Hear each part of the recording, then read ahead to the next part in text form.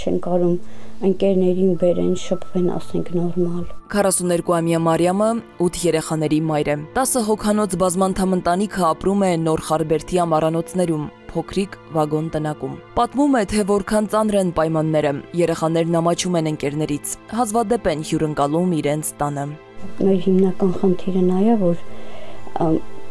տնակը փոքր է, վագոն տնակը չեն տեղավորվում, երեխաները քնելու տեղ չունեն, փոքր է, երկու են մահճակալների վրա քնում, գոնե շինարարություն անենք, տուն ունենանք, երեխեք նորմալ ընկերներ շրջապատում են։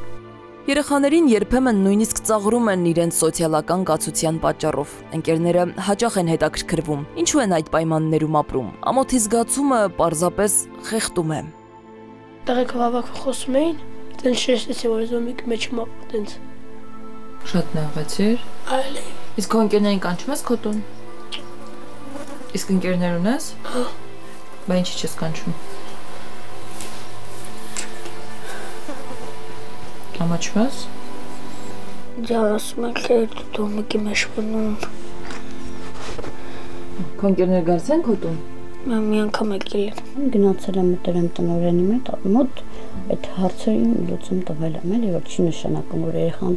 փոքր, ասենք վագոն տնակում է, ուրեմն կարա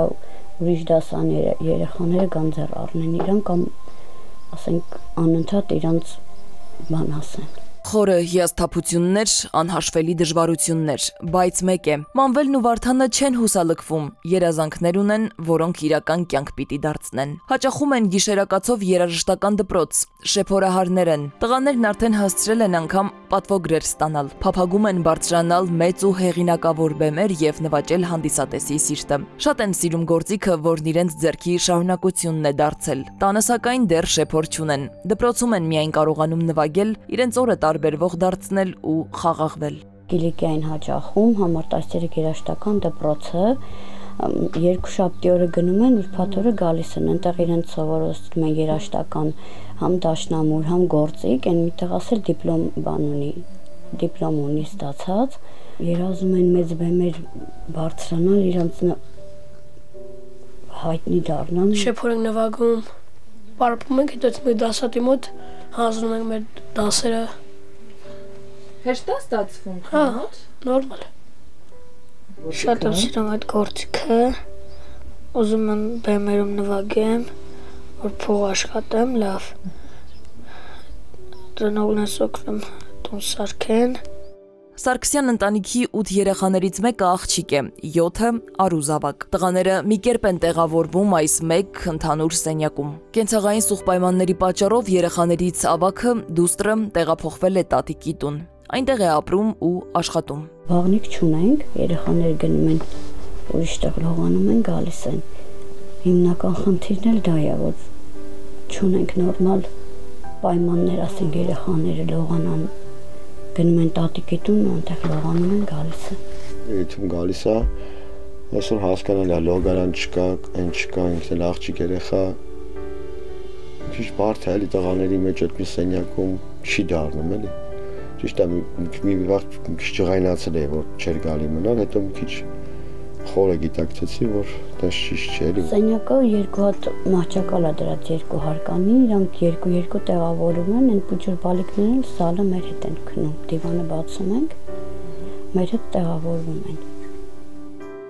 Այս ընտանիքի միակ կայուն եկամուտը պետությունից ստացած նպաստն է ու երեխայի կերակրի գումարը։ Ընտանիքի հայրը հիմա չի աշխատում։ Երբեմն բանվորություն է անում, որպիսի երեխաների օրվա ցամաքածը գոնե վաստակի։ Ծարտ են գել չափար քաշել, ավտոյի վրա խադավիկի գործ անել, տենց այդ գործերն եմ անում, որ հացով ջրով ապահովեմ։ Որն է եղել ձեր համար ամենատես դժվարը։ Այն որ խոսքի եղել է հաց, դաժե անգամ ցամաքածով ես նայել եմ երեխեքը գոնե ցամաքածը կերել են միշտ են եղել։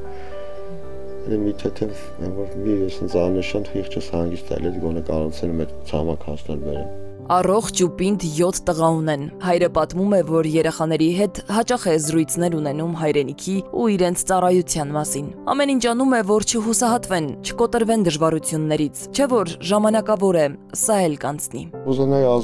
ազգի նվիրալ տղաներ լինեին։ Նորմալ մարդիկ լինեն, ու ամեն մեկը մեկի հետևից բանակա գնալու։ Դաժե նենցա լինելու, որ երկու աղբեր ծառայելու, մեկը գնալու է։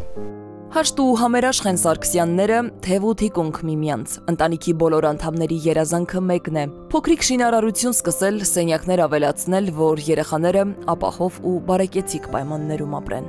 Ով ոնց կարա, ինչով կարա, շինանյութով, թեկուզ գումարով, թեկուզ արեստավորով, թեկուզ ինչով էլ օգնեն բոլորիս տիկը գող շնորհակալ կլինենք։ Ինչով կարող են, պարտադիր չի ասենք շինարարություն լինի, ով ինչով հնարավոր է օգնեն, շատ շնորհակալ կլինենք մենք բոլորից։ Մարիամն ու Սպարտակը չեն տրտնջում, չեն նահանջում։ Պայքարում են հանուն իրենց երեխաների։ Սարգսյան ընտանիքում սերն առատ է, հավատն ամսասան։ Միայն խնդրում են, որ այս բարդ փուլում իրենց կողքին կանգնեն բարի մարդիկ։ Եվ մեծ է հույսը, որ այս պատմությունը կդառնա այն պատուհանը, որից ներս կթափանցի աջակցության լույսը։ Սվետլանա Ավդիշյան, Վահան Գուլոյան, Սուրանկյուն։